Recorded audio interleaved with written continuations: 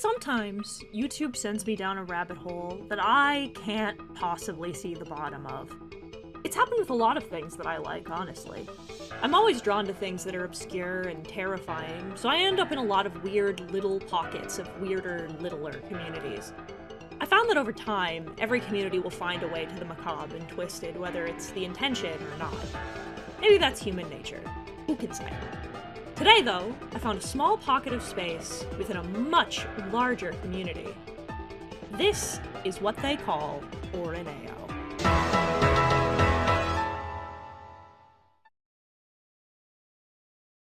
So, in order to teach you about Orin Ayo, I first have to tell you about Incredibox. Incredibox is an app that was developed by French dev company So Far So Good back in 2009. The game lets you drag and drop various characters, called pogos apparently, into a lineup.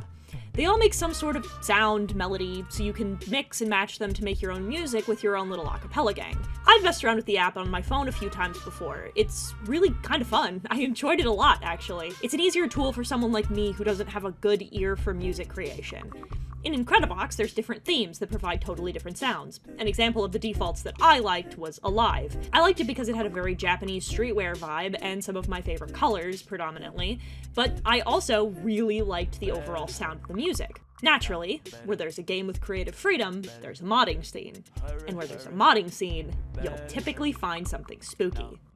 That's where we found Orin Ayo. Now, the original Orin Ayo was uploaded to Scratch, which is a website that was made by MIT with a simple programming language geared towards teaching kids how to make video games. On July 8th, 2023, by an account called AltAccountHMB, Orin Ayo was first put up on the website. The phrase, Orin Ayo, is apparently Yoruba, which is a West African language spoken by, surprise, the Yoruba people. You hear it mostly in certain areas of Nigeria, Benin, and Togo. Supposedly it means happy song. It was taken down from Scratch due to its apparently violent content and was re-uploaded by Cormike onto Itch.io. That's where I played it. The description originally read, "I couldn't deal with it anymore. It wasn't fair. Something had to be done. They deserved endless torture beyond their understanding. If I can't understand, then when their time comes, they shouldn't understand either. I have the tools, but I can't use them." That got me pretty quick. I get the feeling being communicated here. The notes said, "This project is the result of ferrofluid machines and a cult made by the same guy inventing ferrofluid machines." Huh. Little ineloquent, but that's something. Ferrofluid, huh? For those of you who don't know, that's a real thing. Ferrofluid is what you call liquids that can be affected by magnets. Ferrous means that it has iron in it. Little vocab lesson side note. Ferrofluid is used for a lot of stuff already, but in this current tangent, we should focus on two things in particular because I think they're the ones that are most relevant to the story. I'll save you the long science lesson, mostly because I didn't really understand it, and just kind of sum it up. Ferrofluid, as you've probably seen it in commercial products, like these, it helps visualize sound with the help of an electromagnet. I'd imagine that's how the creator first came across it too, but that's just a guess. The other way, though, is more narratively interesting. It's apparently used in things like gene splicing. Apparently you can use it to isolate certain cells and just remove them with an electromagnet. It's also being used in nanosurgery to, hopefully, one day, remove tumors cleanly and at the cellular level. Didn't think we'd end up learning about nanosurgery in a video about a music app, but this community takes me to weird places, and if I had to learn about it, so do you. Fun little science lesson. Let's get back on track, though. Something important I wanted to talk about later is that the mod was actually overhauled by a different team at a later date. Siren Bread, the Spook Police, Mr. Medicated Oil, Void Eyewatch, Pummel, and Purple Shadow YT gave us that. I'm going to talk a little bit later about the technical side of it, but let's listen to the music, check out the lore, we'll discuss what that story means.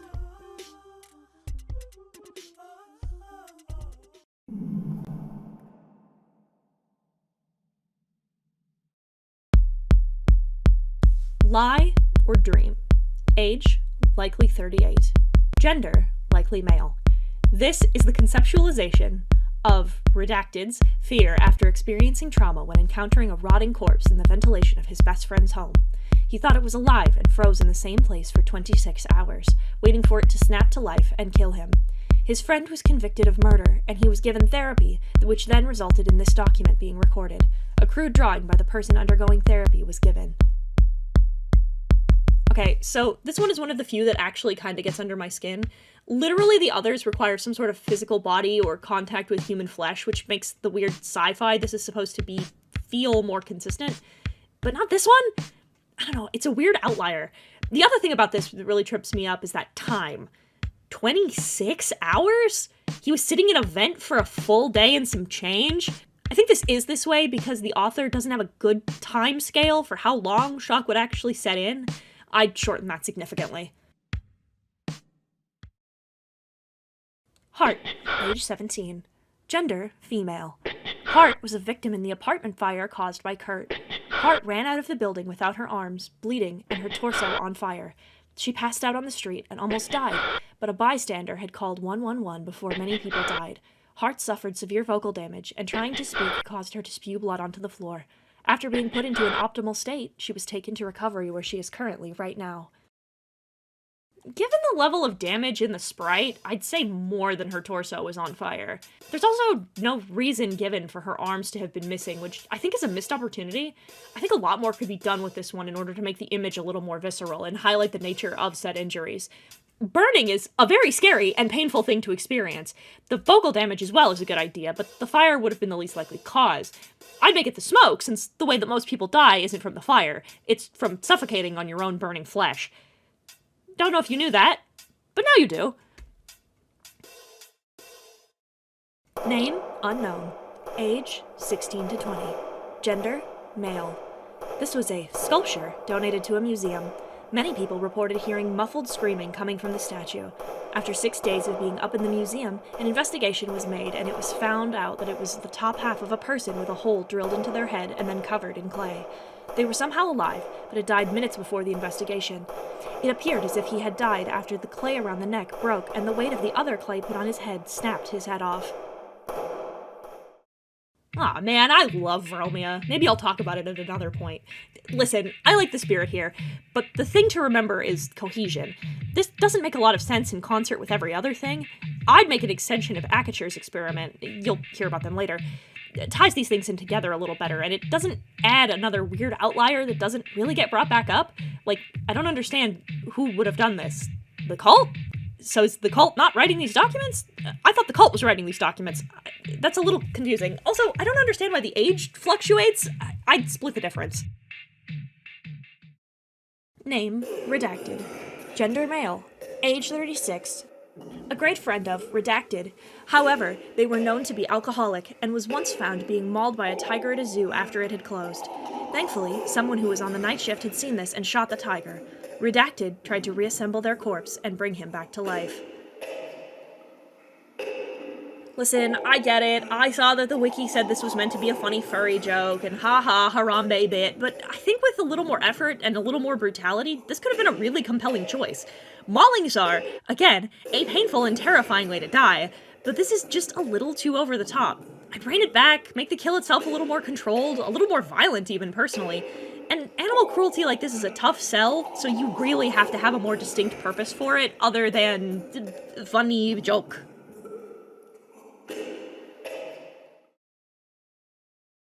Name, classified. Age, 36. Gender, female. Our third prototype. It was a success, but failed in form. We could only simulate her pain, not actually revive her.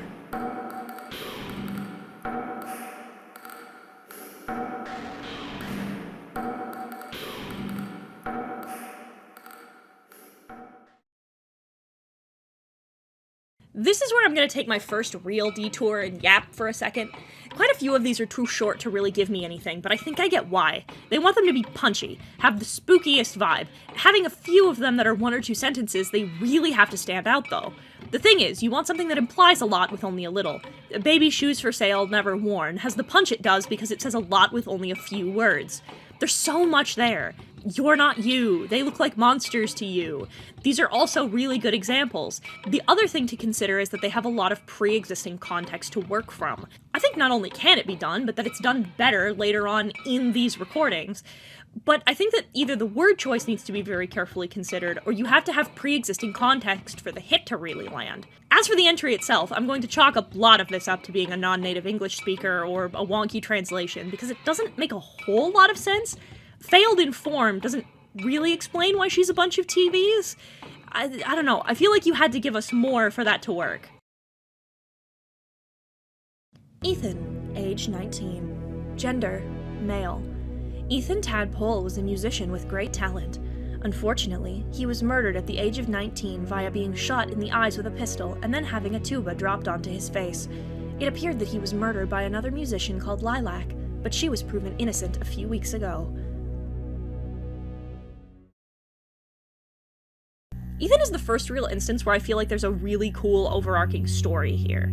I think that having a good number of the victims be tied together is a great idea. I just wish it was executed a little smoother, and that we saw it more frequently. For the kill itself, I don't know why a tuba was picked. Lilac plays a guitar, so if we wanted blunt force, I don't know why that particular instrument. Is it supposed to be Ethan's instrument? Why would Ethan and Lilac be tied together as musicians if one of them played a tuba? What a wild band they must be in. I presume it's because it's a funny object, but I don't think the occasional humor works here in something that's overall so much more gruesome. Also, I'd reverse the order. I'd say she hits him in the head first, doesn't kill him, so she shoots him twice. A better story, personally, but that's just me.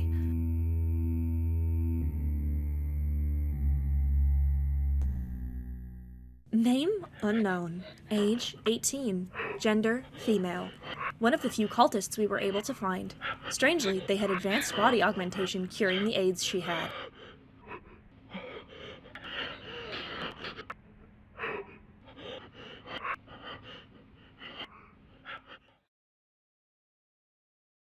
Okay, so this is supposed to be an outside source talking about the cultists.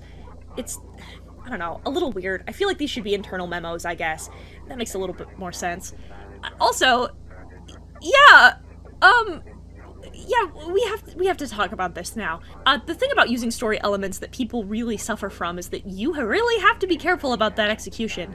Things like mental illness, which we'll talk about a little later, and serious medical conditions like this shouldn't be thrown in as just words or an excuse to have something happen. They should be integral to some facet of the story, so it doesn't feel like you're using someone's very real suffering as a passive shock value tactic. I'm not gonna get super into it, because I talked about that a lot in my Urban Spook video, but I address this in the How Would I Do It section of this video, because I feel like it's easier to show than explain. In the future, I'd heavily advise doing something like AIDS so flippantly, though. Name. Age, 45. Gender, male. He deserved it. This is a way better execution of what I was talking about earlier. I actually don't have a lot of notes for this one. I think this is exactly the kind of punch that it needed. The changes I made in my section to this were just personal preference because I thought it would be good to expand it, but honestly, I love this the way that it is. I also looked up the letters, got nothing. I have no fucking idea. It might be a keyboard smash, it might be a word in another language I can't read. I'm not totally sure. Name, Alpha and Zeta. Alpha's age, 46. Zeta's age, 39. Gender, both male. Our fourth prototype. It had failed as the two subjects we were testing had fused and become two consciousnesses. We had wished to use Zeta's skin and not fuse Alpha to Zeta, but the wounds were more severe than we had thought. This is another one I really like and I don't have a lot of notes on. My main one is that I'd make how the fusion happened either a little clearer or a total accident. My brain reads this as a skin graft that eventually morphed into Zeta growing out of Alpha, and I think that kind of body horror really fucking rules. Name, Lilac. Age, 44. Gender, female. Lilac was a famous musician. Then one day at a concert, they were murdered on stage by what the audience described as a mass of wires covered in oil wrapped around a shadowy figure. This did not seem like a person, but rather a machine. However, it was apparently too natural to be artificial. This is another one where I think the awkward wording is mostly to blame. I think the ideas here are really strong, but the execution... Making a proper monster isn't really a bad idea. In fact, I like it a lot, but I think the only real place that this monster is mentioned is here, and I also think that having it happen on stage isn't a great idea, considering that now it raises the question of why the thing hasn't been totally shut down if, say, Pink is brutally murdered on stage by a sludge beast. I don't know, small nitpicks here. Name, Stanley. Age, 20 to 30. Gender, male. A man who is currently relatively unknown was found running through a homeless shelter naked, and they were extremely high on psilocybin cubensis. After running outside, many people recall him cackling hysterically as he ran. He was then chased by police and beat to death outside of an elderly woman's home.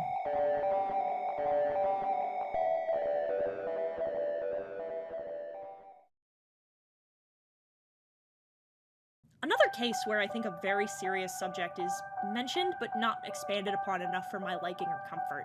I think you could really push this a little further. And it's magic mushrooms, for those of you who are curious like me. I saved you the Google search. I like it overall, though. Very strong, very simple. It's another one that connects to someone else later, at least I think so. There's a few details to clean up, but that's because I'm cringe. Name, none. Age, none. Gender, none. This was an old TV that was tampered with using ferrofluid and rotting flesh.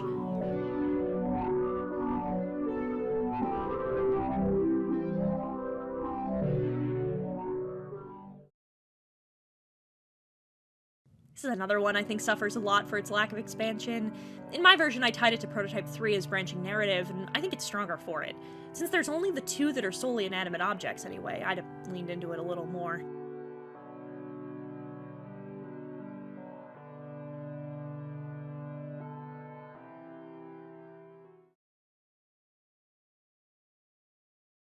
Kurt. Age, 12. Gender, male. Kurt was a 12-year-old child who suffered from schizophrenia. He was very introverted and did not speak often, so his hallucinations were never brought up before with his parents. At 5:25 a.m. on the 24th of May, he set a building on fire due to his undiscovered schizophrenia. Most people in the building evacuated, but Kurt had trapped himself inside the building after many vivid hallucinations. When the building collapsed, he was stuck in the rubble for 2 days before being excavated and sent to the hospital, where he was heavily wrapped in bandages. He died later that day.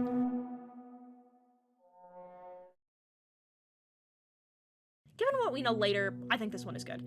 I think it's one of, if not the longest entry with the most detail, and I'd have made all of them this long personally, but I think it has enough basic gist of the story with opportunities for expansion in other entries.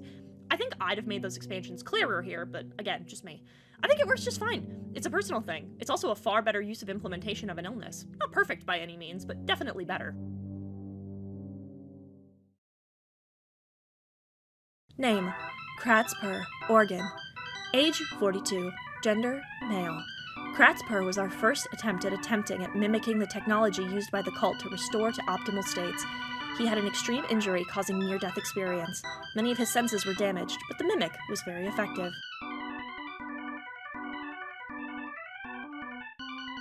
This one's fascinating.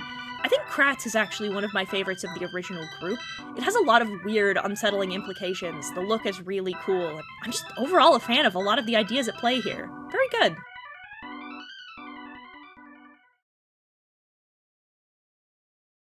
Name: Tab. Age, 34. Gender, male. Not much is known about Tab.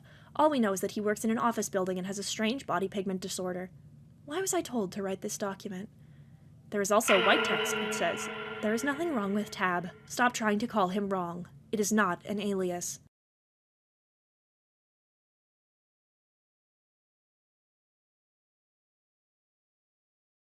I think Tab is a victim of, I want to expand on this character after I've already written him disease. A terrible affliction. It affects thousands of fanfic writers every year. No, I don't hate it, but I think that the transition to what happens later is bumpy as all hell. I think the only remedy for this is to go back and smooth it out with narrative sandpaper until the seam lines are no longer visible. I'll demonstrate how I do that later, but this is something that affects a lot of young or newer writers. Just starting with a character that you like, but then deciding later on that he's more important than he actually is. Remember to check your first drafts, kids. Name: James. Age: 27. Gender: male. James had no care for his own life and was extremely aggressive towards all people he had known in his life. This resulted in what he called his final act. He had put his neck in a vice and killed himself simply to spite his loving father. Later, he had awoken in the ceiling of an apartment building where he was tortured by many people via acts such as killing his dog and stealing his belongings. Afterward, they had let a child into the building and forced the child to set the building on fire.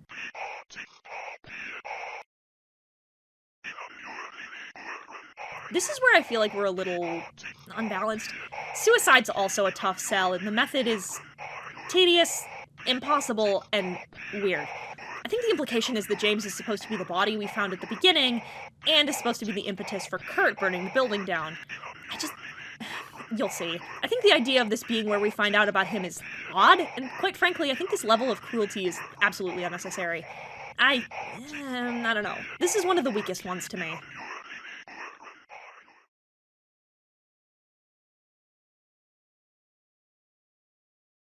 Name, Derek. Age, 56. Gender, male. Derek's body was found dead and newly resurrected in an apartment with 2 nails in his eyes and a car jack beside him covered in blood. He was still alive, but by the time he was found, he had starved to death before any medical attention could be brought to him. Dave's uniform was beside him, and this uniform led him to an office building. However, the owner of the building said that Dave died years ago, even though forensics showed that the corpse was only present in that location for 3 days.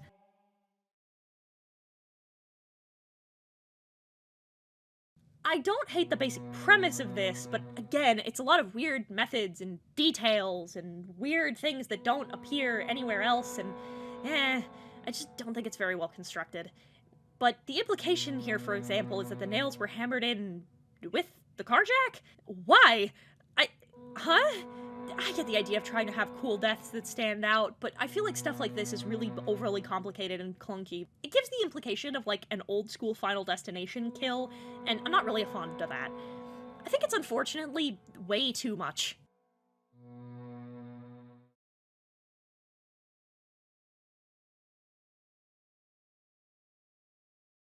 Name, none.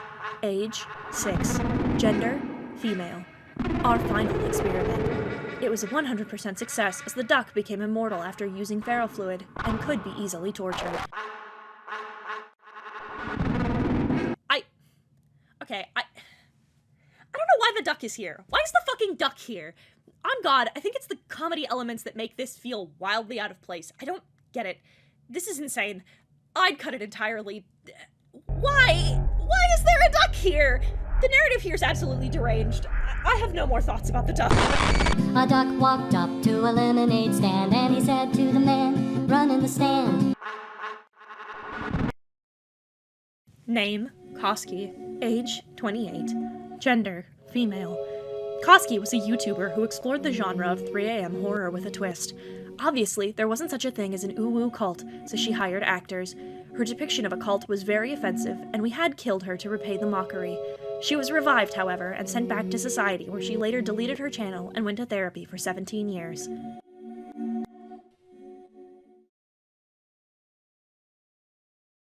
Okay, this is another one with a good premise that kind of falls on its face in the execution. I think the idea of prodding at something you don't really have any idea about that ends up backfiring is a classic. And listen, I fucking hate J-Station as much as the next person. But I think the implementation of this is a little awkward. Why release her back into the world? Why let her keep going? Why does the math here imply that she was only 11? Like, that's a great subtextual detail and makes a lot of things really unsettling. But how was she hiring actors if she was 11? Were her parents in on it? Why didn't you kill her parents, too? I don't know. I feel like there's a more twisted and well-thought-out way to execute on a really solid idea here.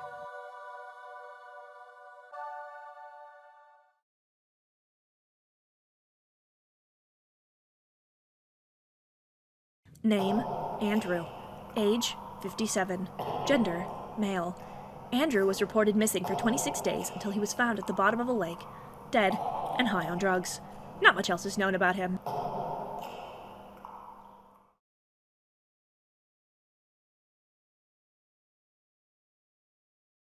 Andrew's entry is overall pretty flat. Given how much detail the others had in either execution or in concept, this is kind of a womp womp ending, you know what I mean? I'm not gonna gripe too hard, but I feel like it could have been a lot better thought out. That's all. I like the idea that he could be tied back to Stanley, but only in vague terms. I don't know. I'll expand on my through lines later, but that's about it. This is the cast of the original game, but the remake adds a few new characters, namely Adward, Agent 30, Faith, Locke, Pike, Stranger, and the God. I tried to contact the devs of the update, but they never got back to me.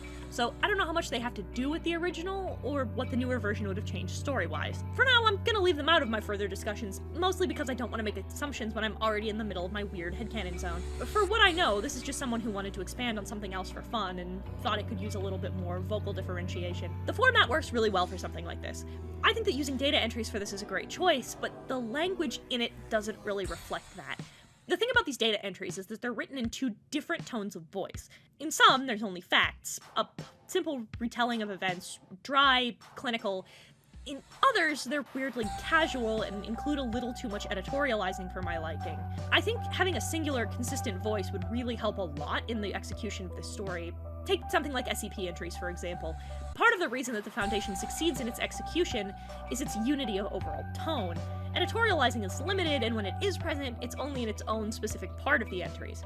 This allows things to feel like they're overall the same. Then there's how the tone clashes with concept. This cold, disconnected way that these entries are written have a distinct, almost clinical energy to them that doesn't really make a whole lot of sense given the cult angle. The idea of a cult of people worshipping something that takes the dead and brings them back to life is pretty normal, especially given the overall proven efficacy of it in this story. However, there isn't much of a through line, and the individual entries are way too short and written way too directly. I guess you could have a medical division in a cult setting, but there's nothing that really implies the worship of anything. And that's, ironically, kind of my main complaint. For what's supposed to be a summary of what's occurred in these experiments, there's very scarce and sparse actual information. There doesn't feel like there's much of a story here, just a few random ideas for slasher kills that occasionally reference each other. And that's not inherently a problem, but in this case, where there is objectively supposed to be a cohesive story, it doesn't communicate it very well. There's a lot of things here that boil down to a strange misinterpretation of violence and death that also lends to a more childlike look at things. Things like Hetty's AIDS, the various suicides, Koski's entire entry. I think that a lot of this can be boiled down to being made by someone with very little experience. Things that are used purely because the image is shocking, but there's no exploration of it. But then again, there's also no glorification or exploitation like there was in something like Urban Spook, for example. It's said with the punch of a kid learning a bad word and then saying it over and over again without knowing what it actually means. I think a good guiding hand can really turn this into something great, though. Time and experience would be what elevates this from a basic first project into something incredibly special. There's truly very little you'd have to change to improve the story tenfold in my eyes, and most of those improvements boil down to expanding on really cool things that are already present in its writing. I think the author of this has a really bright future in horror if these are the only missteps in said writing. For now, though, let's take a look and see what we have.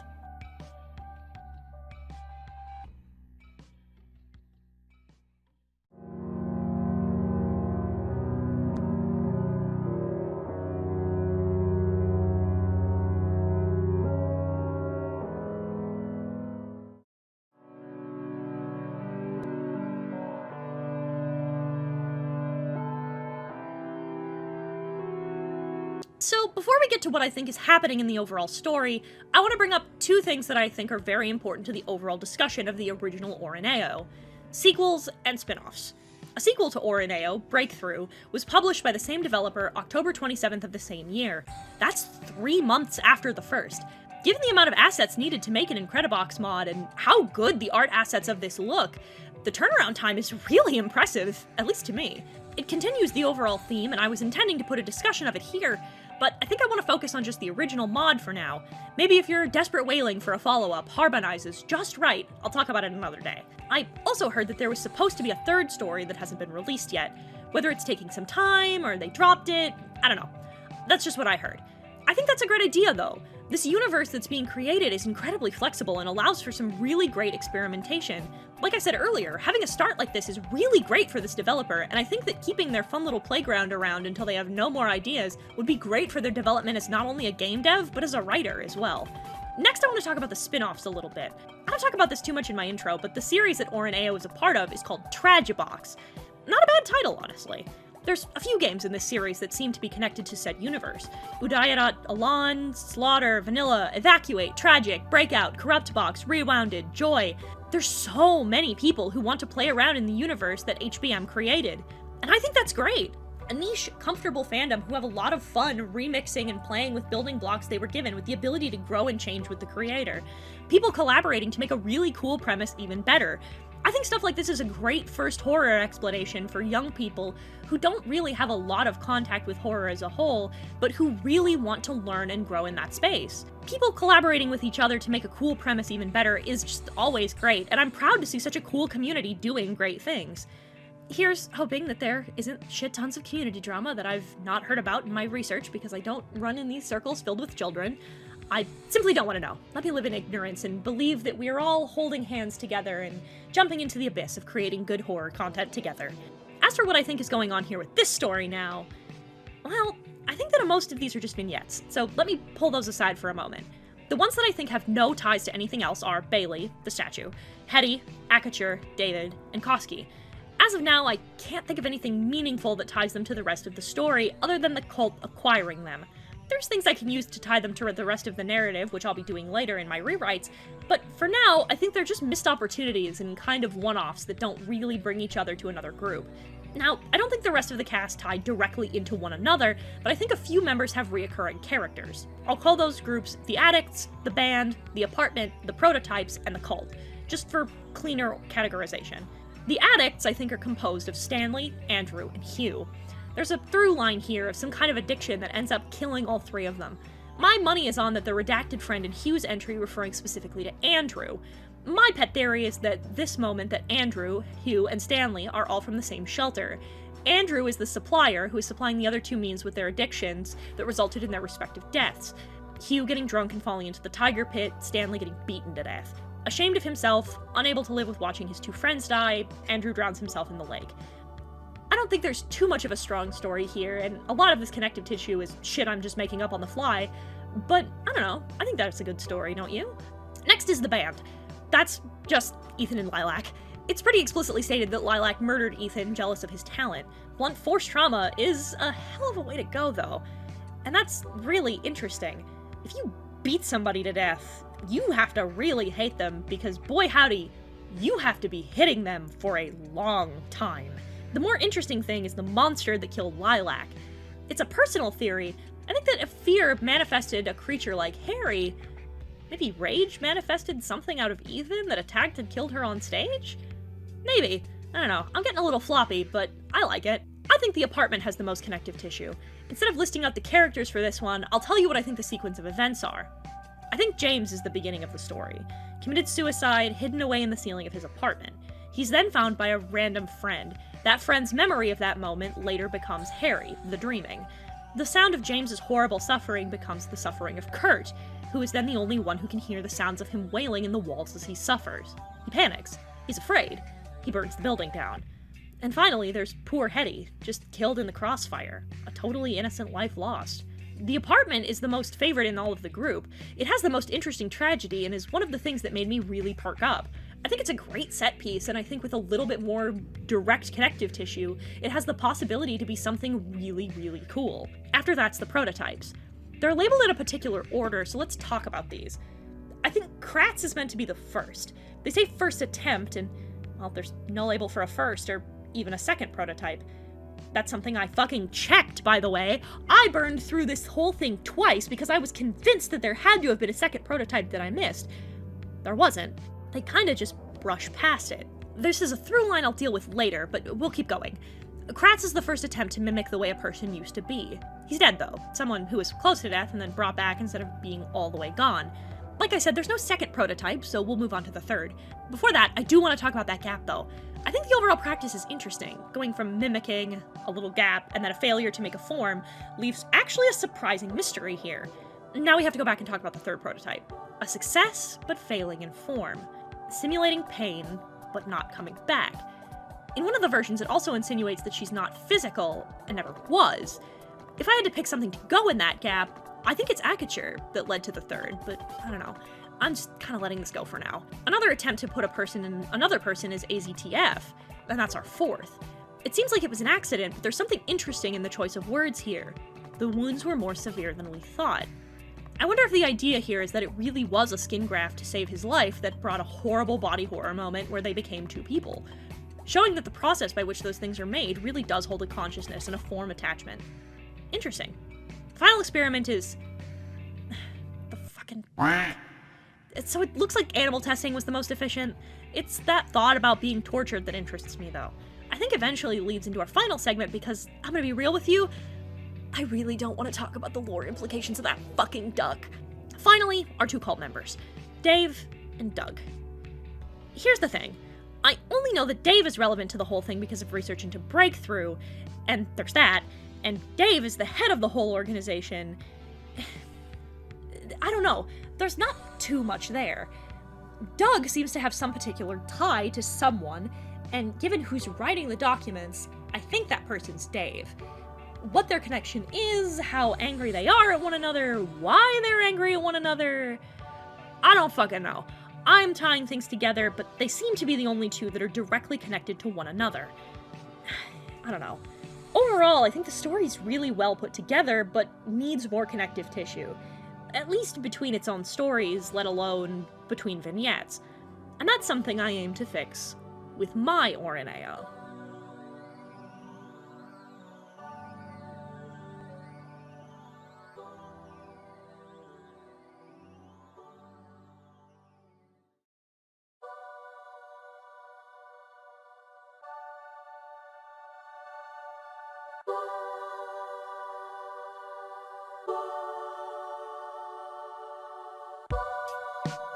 Now, before I actually get into what my version of this story would be, I want to make a couple things really clear. First of all, don't worry about it. I'm not going to be as harsh as I was to Urban Spook for two main reasons. First is that I can say this person isn't a bad person. If you're a dick, I'll match your energy. That's something I've always stood by.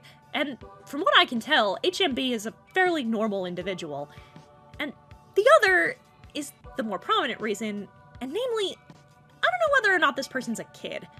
Scratch is commonly used by kids, it was made for kids, and from the way that language is used, I'd say it's probably a kid. I can't totally be sure, because that sort of rudimentary English could also be indicative of a non-native English speaker, and given the title of the series, I'm willing to think that that's probably also true, but I want to play my safe bets and not crush the dreams of a child who's making a cool thing for the first time.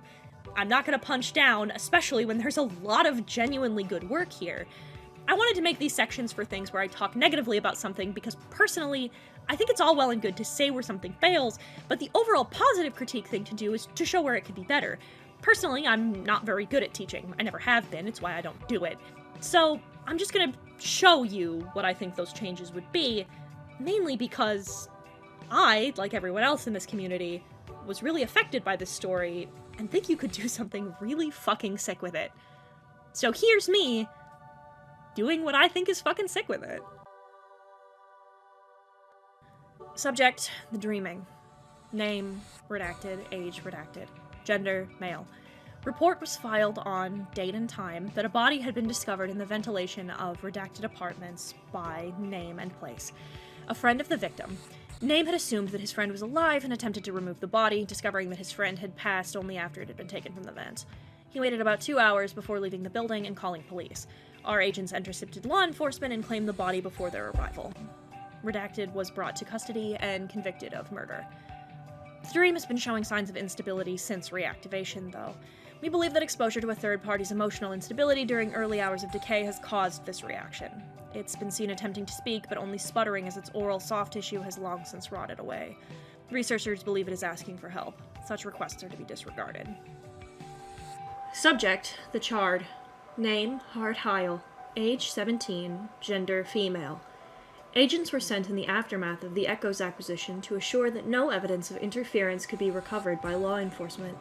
The charred was discovered having been trapped by a fallen support structure and subsequently asphyxiated by the smoke. Its body is in a workable condition, so agents retrieved it and brought it back to the facility. However, in retrieval, its arms had been severely damaged, so agents opted to remove them rather than disturb the rubble, as they would not have been able to be made operational again. Since being brought to optimal levels, the charred has begun attempting to breathe under its own power. However, the damage to its throat and lungs due to smoke inhalation make this impossible. It's only capable of a rasping gasp when its lungs are manually filled with air. Subject, the sculpture. Name, Bailey, last name redacted. Age 19, gender male. The The sculptures proved fruitful in our attempts to transfer effects from one reactivated subject to inanimate objects. Initial donor's head was encased in plaster while still functional, and was terminated by an agent once it had set via cervical dislocation for cleanest results. The head was then removed and reincorporated into a damaged plaster bust. A single hole was drilled into the forehead to reintroduce ferrofluid. Reactivation occurred as predicted, and the entirety of the bust began to animate. It is not advised to use a full body at this time, as the subject currently tries to ambulate and has fallen many times, resulting in cracking and breakage. It has been permanently affixed to its base for the time being to prevent such damage. Subject: the Fanged. Name, first name, last name. Age: 36, gender, male. The subject was acquired while intoxicated and unaccompanied and brought back to the facility. In an attempt to see if animals could share consciousness with the original donor in the same manner as Gamma, the statue, and transmission, donor was introduced to an enclosure of acquired stray dogs that had been purposely starved for 3 days and agitated via various stimuli. Donor was mauled and then consumed. Once the donor was deceased, the animals were terminated via a single shot each. They were then reactivated in unison in an attempt to see if control over the dogs was possible. Once the donor was deceased, the animals were terminated via a single shot each. They were then reactivated in unison in an attempt to see if control over the dogs was possible. Only the donor body reactivated, however. It seems that further consciousness of the dogs was absorbed into the subject and then dominated the donors. Further experimentation is necessary to see if this was a fluke, or if multiple subjects will always dominate a singular one. Subject: Gamma. Name: redacted. Age: 35, gender: female. Gamma has only been a partial success in testing. Her form did not take shape as desired, but her consciousness seemed to surface partially. An attempt was made to connect a host nervous system to various screens to see if its thoughts were able to be displayed after Beta's test showed promise with just simple soft tissue. However, when introduced to the machines, shrieking was the only audio output from the speakers. The sound was so loud and sustained that it would have destroyed a human throat within minutes. It destroyed the speakers within hours. Now only faint flickers of audio can be heard. Mouth parts occasionally displayed have been analyzed by staff well-versed in lip reading, and it has been documented that Gamma repeatedly and rapidly begs for termination. The nervous system being exposed to constant electricity is believed to be the cause. Further testing required. Subject: the Blind. Name: Ethan Tad Pole. Age: 19, gender: male. On date and time, a report was filed with police that the murder of Pole had occurred. Given the donor's unique status, agents were sent to require remains. Pole had been shot twice in the head, resulting in death, and then received heavy post-mortem skull and jaw fractures from being struck repeatedly in the head with a heavy, blunt object. Apparently, the suspect in the murder is believed to have bludgeoned him to death with her own instrument in a fit of rage. Agents have been placed to require the suspect as well, as researchers would like to test their reactions to one another. Subject's jaw has been shattered completely, and both eyes are damaged beyond repair. Due to this, when requested, the subject can only make a low, droning sound from the back of its throat. Subject: the Decayed. Name: Hetty Banker. Age: 18, gender: female. Researchers attempted to introduce ferrofluid into a still-living subject, and Banker volunteered as a donor. Its body was ravaged by an autoimmune disease, and it offered it in an attempt to see if exposure would cure said ailment. 5 days after exposure, there was a brief period of effective regression before the donor's body began to reject it.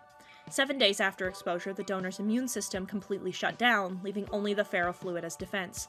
10 days after exposure, it began to take over the donor's muscles as they had become too weak to stand. 12 days after exposure, all bodily functions were operated by the fluid. Subject begins to request termination. 14 days after exposure, only low-level brainwaves are detected. Subject requests termination. 16 days after exposure, the subject self-terminates via a manual shutdown of all bodily function. Reactivation has yet to be rescheduled. Subject: the Instigator. Name: Doug. Age: 45, gender: male. Donor body is acquired by agents post-mortem from Name Prison after death by lethal injection at the request of head researcher David Rui. Subject has been testing the efficacy of repeated termination and reactivation. Subject is to be terminated and reactivated on cycles of 1 hour for 30 days, with means of termination to be charged on varying intervals. Testing is to confirm how much depersonalization and mental degradation occurs between termination and reactivation. Currently, the instigator seems to be mentally unstable, and levels of stability are rapidly dropping after only 15 of the 30 days, but it is still capable of vocalization and seems to retain a sense of health. It seems to be progressively more and more determined to harm researcher Rui in particular, but he is adamant that the experiment continue. He deserves it. He deserves it. He deserves it. He deserves it. He deserves it. He deserves it. He deserves it. He deserves it. He deserves it. He deserves it. He deserves it. He deserves it. He deserves it. He deserves it. He deserves it. He deserves it. He deserves it. He deserves it. He deserves it. Subject: Alpha and Zeta. Named first name and first name last name. Ages 46 and 39 respectively. Gender: male. This experiment was not planned, but far be it from us to waste an opportunity. The original experiment was a more basic trial of ferrofluid for skin grafting and organ transplants. As Alpha and Zeta were brothers, they were blood type matches, and Zeta was used for Alpha's transplant. However, a few days after observation, strange growths began to appear. Tumors began to develop hair and teeth. Later, we observed polydactylism, and then became a full case of monstra duplicica. Alpha and Zeta are being allowed to continue to mature to see if a second, fully formed body can form from the host. Secondary testing with other paired siblings are being proposed to heads of the department. Subject: the Siren. Name: Lilac, last name. Age: 44, gender: female. The Siren was acquired by agents as planned after the acquisition of the Blind. She was apprehended immediately following a performance and was subdued and brought on site. Disinformation was spread that she had been apprehended by local law enforcement in relation to the death of the Blind, so that her disappearance from public eye would no longer be questioned. Area law enforcement was then contacted and told to confirm the story. Researchers wanted to observe the Blind's reaction to the Siren's presence to determine if any semblance of its original consciousness was still present. The Blind immediately attacked the Siren when hearing her voice, descending on her faster than the security team could stop. Its form shifted, jaw unhinging completely to devour the Siren, but security staff prevented complete loss of its body. Research staff have decided to use the Siren in future testing to see if its emotional response can be elicited in other subjects. Subject: the Warped. Name: unknown.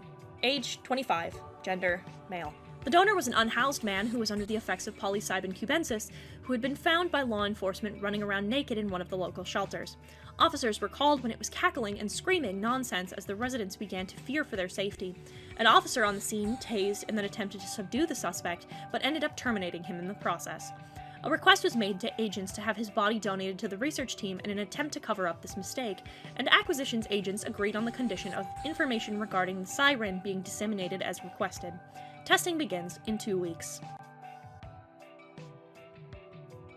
Subject: Beta. Name: not applicable. Age: not applicable. Gender: not applicable.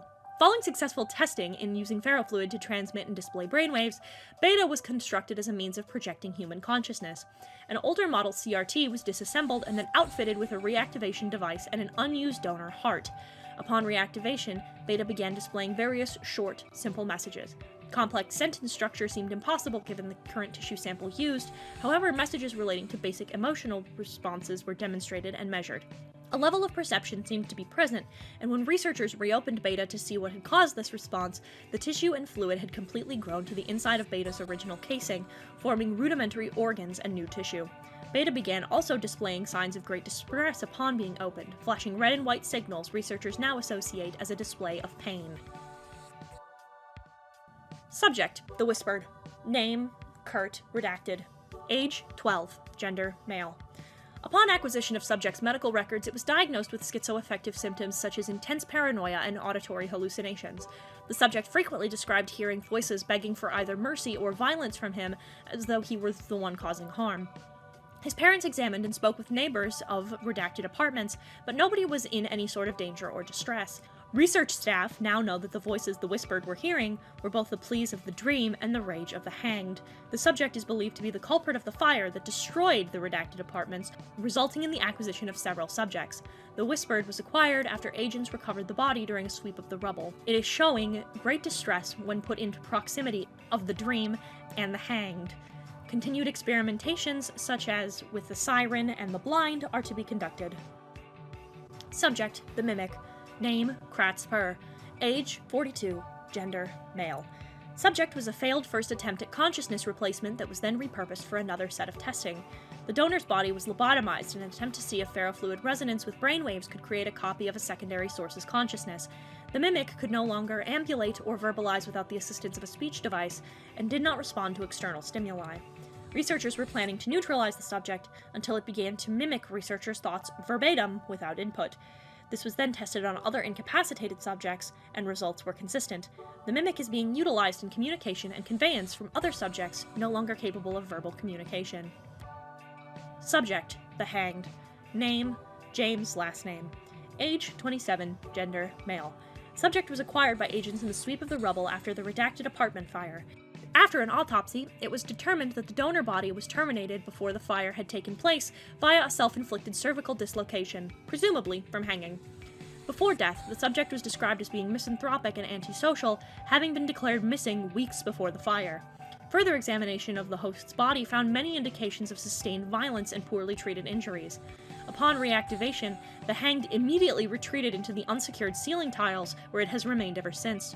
Researchers have begun to see that it is fusing with the support structure, and have since decided to allow it to grow in certain designated areas, as its body cannot spread further than the tissue it possesses. Subject: the misplaced. Name: David, redacted. Gender: male. Subject was recovered during reconstruction of the redacted apartments by an early morning construction team. Workers found the body impaled by rebar in one of the makeshift site offices. Emergency services were called and notified that the subject was somehow still alive. Agents were dispatched as EMTs began to acquire the corpse and brought it to the research site. Misplaced was showing signs of life despite being severely malnourished and heavily damaged from its injuries. After DNA testing, associates of the subject were contacted and staff were notified that the donor body had been pronounced dead and was buried 3 years prior. Subject: Alpha. Name: not applicable. Age: 6. Gender: female. Animal testing was the first step before human subjects were to be reactivated, as animals do not possess the complicated mental state of a human being. It was believed to be much easier to change them fundamentally upon reactivation. Staff are currently establishing connections to local law enforcement and medical services to acquire human subjects, so agents are procuring local wildlife to use as subjects. Alpha is the first successful reactivation, with researchers discovering that the subject not only resurrected upon the process's completion, but also that it cannot be fully terminated again. Head researcher Rui has given the instruction to repeat the result before human testing can begin. Subject: the face. Name: Koski, last name. Age: 17, gender: female. Subject was acquired upon an accidental encounter with staff. Rumored activity of our organization had not yet been suppressed, and the subject made contact during the acquisition of the Whispered. It had not yet made its information public, and was immediately neutralized by acquisition agents as per protocol. Upon researching, agents discovered that the subject had a prominent internet personality, whose disappearance began to cause problems. Reactivation was performed, and the face was able to be manipulated to appear to its following as if nothing had happened. Instead of simply ceasing its online presence, head researcher Rui instructed that its presence continue to disseminate information both advantageous to future goals, as well as obscuring past missteps. Addendum. First 5 years of operation has yielded far more fruitful results than originally promised. Project has been greenlit for 5 more. Subject: the drowned. Name: Andrew, redacted. Age: 57, gender: male. Acquisition agents were alerted to the subject by local law enforcement approximately 30 days after the acquisition of the Warped. An officer had found that it was present during the incident and tracked it down to a local community near the docks with intent to bring it in for questioning. The officer in question, who had terminated the previous subject, also terminated this one via drowning him in the local lake. The body was found by an associate who informed agents that he had been on the same polysybes as the Warped and donated the subject to our facility. Testing will begin in tandem with the Warped to determine whether or not the subjects will be affected by their altered states when terminated.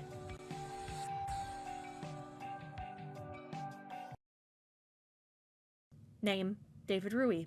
Age: 34. Designation: Head of Research and Development. Gender: male. Help me. Help me. I smell the ashes. It burns to breathe. Where are my legs? The howling won't stop. I'm not me anymore. She's still here. She's still here. I'll kill her. I'll kill her. They promised me. They promised me. They promised me. They promised me. We breathe together. Our hearts beat together. I'm sorry. I'm sorry. I'm sorry. I'm sorry. I'm sorry. I'm sorry. I'm sorry. I'm sorry. I'm sorry. I can taste my own fear. Shut up. Shut up. Shut up. Shut up. Shut up. Shut up. Shut up. Shut up. I'm safe here now. I'm safe here now. The earth calls me back to it. I want to go back to the earth. I didn't see anything. I didn't see anything. I promise. I promise I didn't see anything. It's so cold. Why do my lungs burn when it's so, so cold? You brought me home again. This time, you won't be able to call for help. We hate you. We hate you. We hate you. We hate you. We hate you. We hate you. We hate you. We hate you.